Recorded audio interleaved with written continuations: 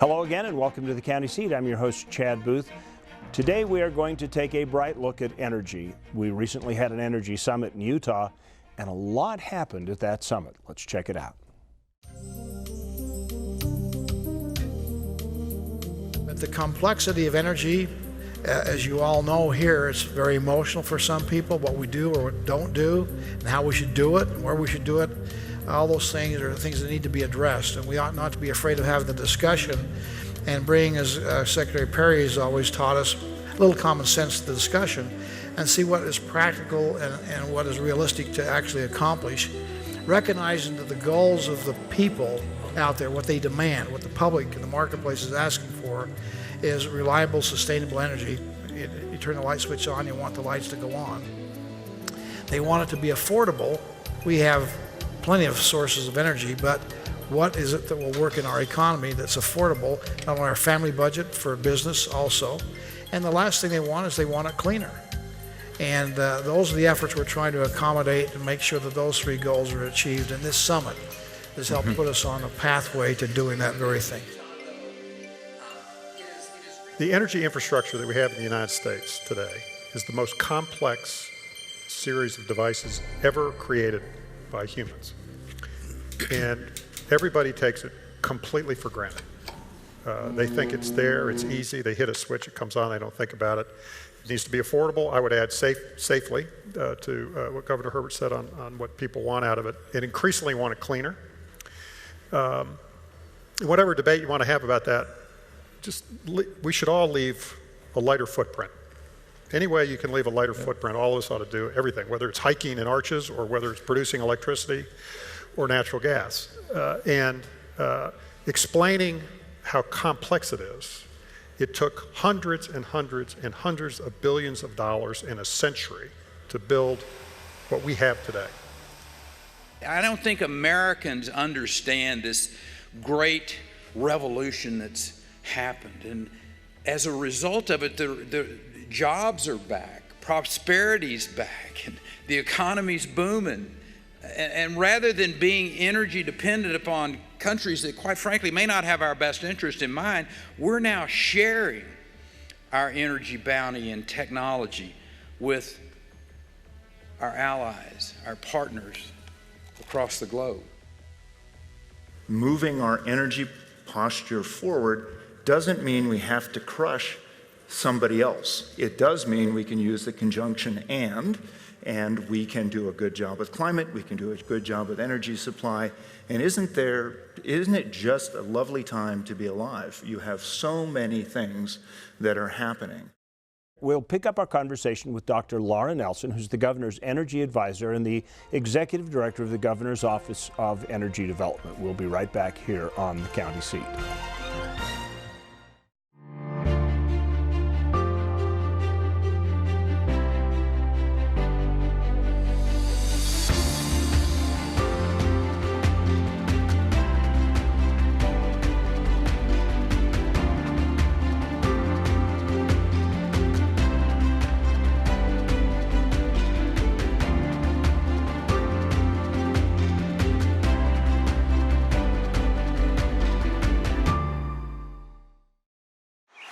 Mountains to explore.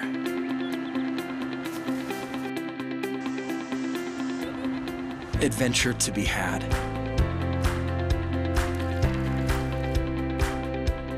A town to fall in love with. Yes, all that in Park City, Utah. Start your adventure at visitparkcity.com.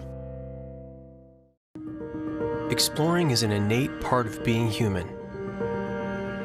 What if there was a place on Earth that explores your sense of touch, sound, breath, sight, all year long? So take your time and make it monumental. San Juan County, Utah's Canyon Country, is the place to explore your sense of adventure. Welcome back to the County Seat. Our conversation today is focused on energy. It's been a while since we've talked to Dr. Laura Nelson from the Office of Energy, the advisor to the governor of Utah. You've been pretty busy, Dr. Nelson, in the last little while. Yes, we have. We've been doing a lot of work in the energy space. You know, I think we're up to amazing things for Utah, for the nation, and even globally. I like to say, you know, we're changing the world one energy molecule at a time. This year's Energy Summit was fascinating, and there were several questions that came out of it. But while we're on the international order of things, it looks like Utah and our governor's energy plan is actually starting to attract attention around the world. You have actually signed some international agreements out of Utah? Yep, we sure have. Tell me a little bit about that. Well, you know, first of all, I want to say that the governor had, I think, incredible we'll call it planning initiative when he came into office, especially around energy. You know, with his 4 cornerstones, energy, education, self-determination, and economic development, he recognized we needed to have structural stability if we want to have long-term economic growth. You know, as we look at our economy, it does tend to go up and down, but if we can continue to provide those foundational elements, energy being a critical part of that, then we can have success. And so that platform he developed and created through his Strategic Energy Plan in 2011, updated in 2014, and just to give you a little hint, we're currently updating it again, has, to your point, driven a lot of attention because people look and they say, what is going on in Utah? And what's going on in Utah is we planned. We planned across all of our energy resources to be innovative, to drive education, to drive development through market-based incentives, and really to promote policy solutions that create a playing field, if you will, for these energy opportunities to occur. And so I think it's no surprise that as we look out across our resources that we're getting a lot of international attention, whether it's looking at our natural gas resources, investing in new energy storage technologies, which we can talk a little bit about, or if it's looking at our coal commodities, both from the resource and the technologies that we can deliver to the rest of the world. Because if we're truly going to address environmental issues and climate change among those, we've really got to provide that glide path across all of our resources to get to what people like to call carbon neutrality. So usually people associate the Baja with guys going down with their off-highway vehicle racers to do the Baja 1000. Right. But the governor's office has a very different perspective of Baja. What has happened there? Well, last year in April of 2018, the governor led a trade mission to Mexico. And as part of that, he went to Baja California, Mexico, and met with their economic secretary, and they talked about Utah's resources, in particular our conventional resources, and the demand that we're seeing from China and other Asian countries for clean coal resources, for clean coal technologies, and also for natural gas. And just by way of a data point, natural gas in 2018 accounted for 45% of the global growth in energy demand, in primary energy demand. 45% of global growth was for natural gas. So we are seeing that globally there's a demand for these resources. The challenge is, how do we take Utah resources and get them to the rest of the world? Well, Mexico is a pretty quick route, if you will, relatively speaking, to access those Asian markets. So in conversation between the economic secretary, Secretary Bonfante, and the Governor Herbert, they said, hey, let's get our teams together and talk about how we can strategize to deliver these resources to market. So the Office of Energy Development then subsequently led, if you want to call it, a little mini trade mission to Baja California, Mexico, and we brought some industry partners and some legislators with us in the World Trade Center and Economic Development. We went down there and we toured their port facilities, met with their policy folks, their industry folks, their port folks, and talked about, you know, what do we need to do to advance research, innovation, infrastructure, so that we can have a win-win for Mexico's economy, for Utah's economy, and really globally. So what are the energy components that would be part of that picture once you get it put together? You talk conventional, so I presume that would be a receptacle for some of our bituminous coal capacity. Yep. Which I'd love to hear from you, because nobody ever believes in me when I say we have some of the cleanest coal in the world here. We do. We have very high quality coal here, high BTU content, which means that you have to burn less to produce the energy that comes out of utilizing that as a fuel source in power generation. So it's high quality coal, low sulfur content, low water content, so it's a good quality coal. And the rest of the world really wants this because it's better than what they're using today, significantly better than what they're using today. And we are already providing resources to the rest of the globe.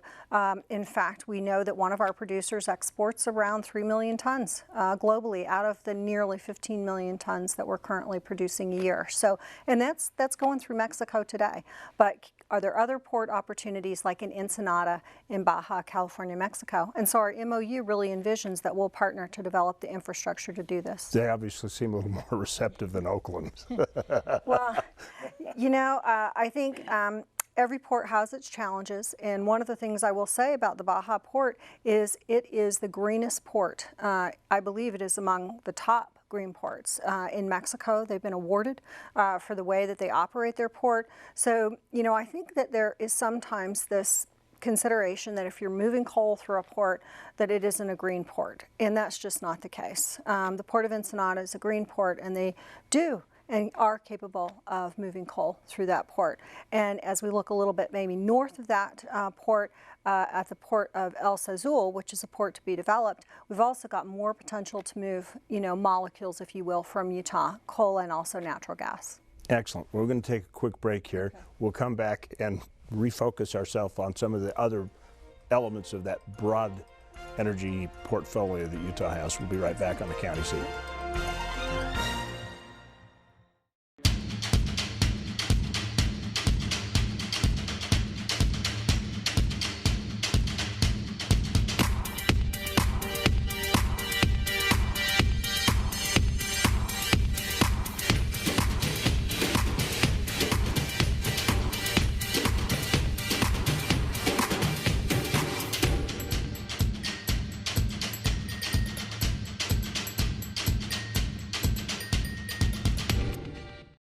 There are meetings, and then there are gatherings. At the Davis Conference Center, we know the difference. Turn your event into something more than just another business summit.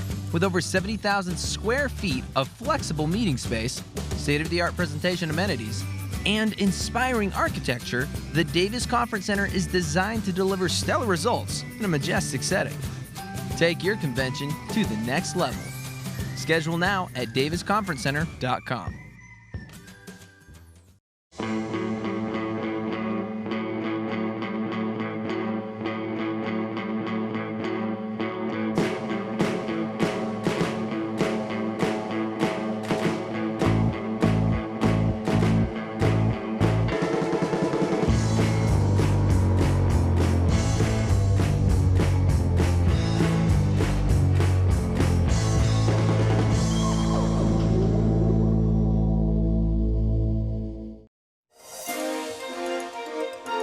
Welcome back to the County Seat, talking to Dr. Laura Nelson, the governor's energy advisor.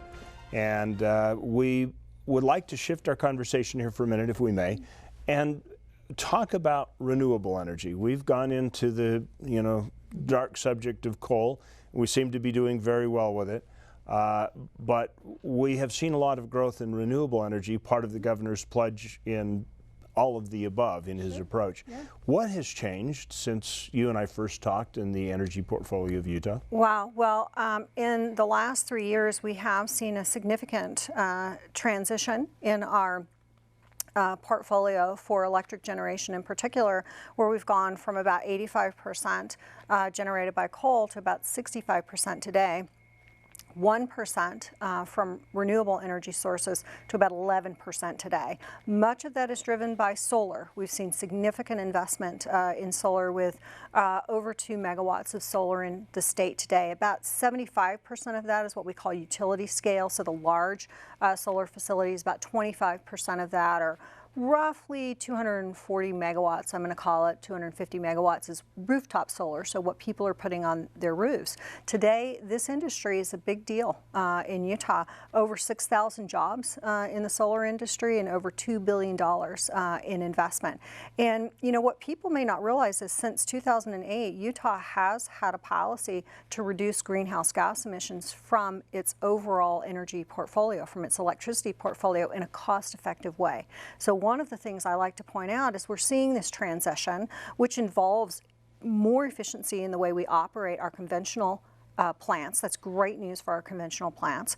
But we've had this goal to reduce greenhouse gas emissions, which means those efficiencies for conventional plants, increase renewable generation, and also looking at things like carbon capture and sequestration. So I think Utah's story in the renewable front, overall meeting our goals for emissions, are really positive stories because we've done it without really increasing rates for power generation for customers in the state of Utah. So that kind of leads me to a question, because you're talking about renewables and growth and new technologies that are coming online, and nobody thinks in terms really of the wind power as being Utah an innovator, but rather an early adopter. We didn't like cut the teeth of that technology.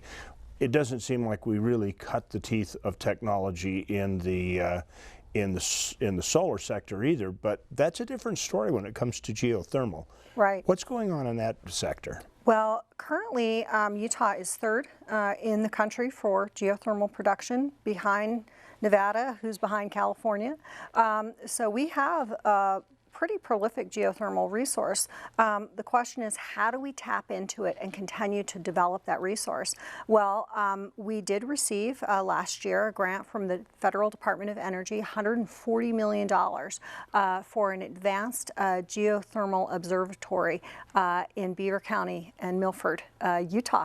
So great economic driver for that community, but a great win for Utah in terms of advanced geothermal production. So we're very excited about that. University of Utah Energy and Geosciences Institute worked on that for several years. We were able to partner with them and I think really hit a home run on that. And we appreciate that DOE really trust in Utah to deliver on the promise of that geothermal observatory.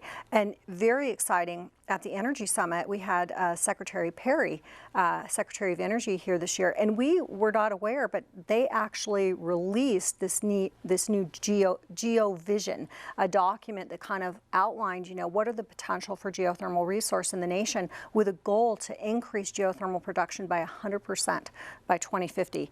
And what an exciting time for Utah to be part of that. So, speaking on simple terms, those of us who think of geothermal, we think, okay, we've captured a geyser and we're using it to run a turbine to create electricity. It's a little more complicated than that. What are we observing, and what are the goals of the observation if we're building a lab here in Utah? That is a really great question, because typically that is the way geothermal is produced, that, we kind of tap into these, hot water systems underground. But what if we don't have the water systems naturally occurring, but we've got a lot of heat and we've got a lot of water availability? What if we can bring those two resources together? So we drill down, kind of fracture the rocks, inject water, and create that steam then that can fuel a generator. And so what we're doing here is we're testing new techniques and technologies around how we produce geothermal energy. So what we're observing really is research and development and true innovation in how we can tap into a heat source and produce geothermal energy. So there are a lot of people who are really concerned about this, because they'll say, you throw beer cans down in the geyser and pretty soon the geyser doesn't work. Mm-hmm. And there are geysers that used to be quite active and have gone dormant. Mm-hmm. Is there any fear that if we tap all these geothermal sources, we'll cool the rock down enough, the magma will fill up, and then we will lose that source of energy? Well, it's an important question too, because, what we want to also observe is, what are the rates for these exchanges that are really going to protect the ecosystem while producing the energy, because we don't want to, dry up that source, so to speak. We want to have it be a renewable energy resource, and that is the goal.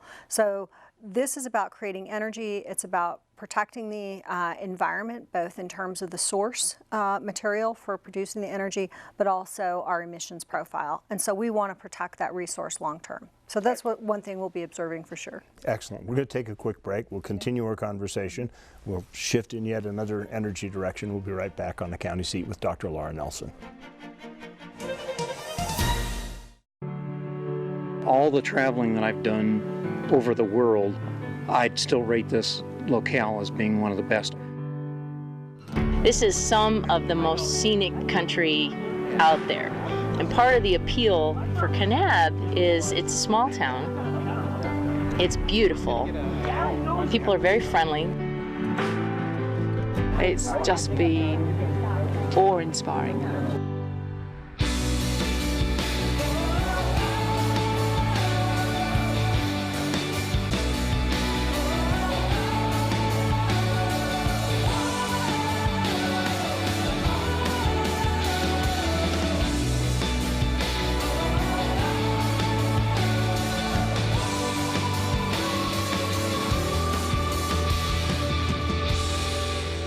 You just couldn't find a nicer place to come.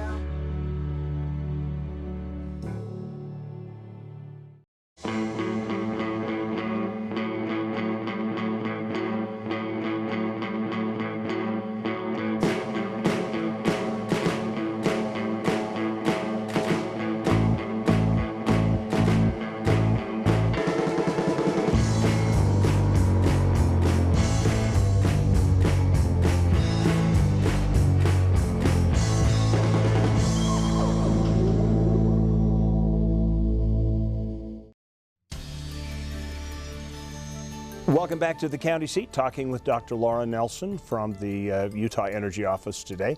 I would like to talk about the fact that in the Energy Summit, local rural Utah was brought up a lot. What's happening and what kind of impact is our developing energy policy having on many of the Utah rural communities? That's a really important question as well.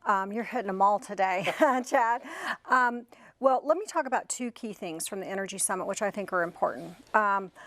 Just backstepping just a little bit, the governor released his Energy Action Plan last year, 2018, rural economic development, and that structural stability I talked about through energy, which is different than standard economic development, was a key for that plan. Two things at the summit: focus on natural gas development, and also a focus on those new innovations that we're going to need to drive an increasingly renewable energy portfolio. So let's talk about natural gas. Utah continues to see a bit of a decline. We have since 2012 in natural gas production in the state. The reason is because the country is awash in natural gas and natural gas prices are low. But we are poised to be a game changer in the global market. So the question is, how do we get production up in our basin so that we can provide it to the rest of the world? Well, the way we do that is we provide the access to the rest of the world. And that's a question. You're talking about Baja. And okay, so coal, I can see you lay a set of rails down there, or you make connection by rail that already exists. You can get coal into that port. But natural gas does not tank very well. So how do you do that? Well, we're talking about liquefied natural gas. How do we move gas to major liquefaction centers or provide other means of transporting gas in already a liquid form to these ports for export? So we're going to explore both of those. And the exciting thing that came out at the summit is we've had this initiative with Colorado, with 4 rural counties in Colorado, working with the Ute Indian tribe to advance understanding what our production capability is and how we can access these markets, both through Baja California, Mexico, but also looking, to the Pacific Northwest. There is the Jordan Cove project that's been on the books up there for a while, and they're continuing to work through permitting. We're hoping we can overcome some of the environmental obstacles, because those are great routes to moving liquefied natural gas to global markets. But when you think about liquefied natural gas, and this is also to a certain degree true with carbon sequestration, if you're going to make carbon dioxide, you got to make stuff cold. And I believe the same is true with liquefaction of natural gas. That consumes a lot of energy. How do you build the structure to turn that stuff into a portable or sequestered resource. Well, so maybe rather than going into the technology, what I'll tell you is we're doing it today, right? Currently, Australia and Qatar are the largest exporters of liquefied natural gas to the world. The U.S. is starting to catch up. I believe by the early 2020s, and I believe this is supported by the data, that we will be the lead. The U.S. will be the lead in the exportation of liquefied natural gas. The thing is that most of that is occurring on the south and southeast side of our country with longer transport corridors, for example, through the Panama Canal to get to Asia. And just like we believe economic diversity is the answer, I think energy diversity and access to markets is also important. So we need to look at the west side of the country and providing that diversification for exporting liquefied natural gas. We know we can do it, the technology exists, and we have opportunities to do that, and it will benefit our rural communities and also our tribal nations that see the value in developing this clean energy resource. And again, you know, it's an important part of meeting a lot of the environmental goals that exist here in the U.S., but also globally. We don't have much time left, which is always so sad because our time just seems to fly. Let's talk about Magnum. Okay, the caverns have been out there for a long time. They've talked about storing air to run turbines with excess windmill energy. They've talked about storing natural gas. What's happening with Magnum? Because apparently it's heating up again, so to speak. Well, these caverns can store different fuel sources, let's call it that. And so when the wind is blowing and the sun is shining, what you're really doing is using excess energy that it's produced to store other fuel sources in these caverns. In the case of this latest agreement between Magnum and Mitsubishi Hitachi Power Systems, they're looking to store hydrogen and air. And you store that under pressure, and when the sun's not shining or the wind's not blowing, you can release the air to fuel a generator. You can also release hydrogen to fuel a generator so that you're again producing these clean energy molecules that are going to be required as you look at renewable energy, which just isn't available all of the time. I guess most people, and this will be my last question because our time is so short, most people have no idea exactly how big the caverns are, but because it sounds great for an experimental, maybe you could run a college campus on it, but it's much larger than that. Right. This resource, I believe, is about 2 miles in diameter. They can produce several hundred, I believe, caverns. I believe it's north of 200 caverns to store different types of products. They're deep underground. I want to say probably close to 1 mile deep. Again, I don't want to say I'm an expert on these caverns. Magnum has done a lot of research, and they are currently storing resource in those caverns today. I believe they've created 5 caverns. So a lot of potential out there, and we're very excited about this new agreement between Magnum and Mitsubishi Hitachi Power Systems. Excellent. Well, we've actually gone a little bit over time. I appreciate your time with us. Always great to talk with you. Folks, this is very exciting. We encourage you for our future, for the clean air along the Wasatch Front, for all the things that we look for, to share this conversation with your friends and let people know that energy conversations are not necessarily dark. There's a good side to them, and we'll see you next week on The County Seat.